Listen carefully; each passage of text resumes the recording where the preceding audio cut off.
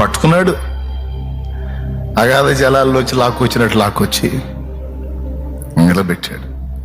ఒక్కటే చెప్పాడు, ఎవ్వరి ఘనతని తిట్టుని రెండు పట్టించుకోవద్దు. నా గ్రంథాన్ని చూడు, దాని ప్రకారం చేసుకుంటా ముందుకెళ్ళిపోనానా. నిన్ను మెచ్చుకోవాల్సింది నేను, కనపరచాల్సింది నేను, కిరీటం పెట్టాల్సింది నేను, నిన్ను కవిగిట చేర్చుకోవాల్సింది నేను, నువ్వు వెతకాల్సింది నా సంతోషమే.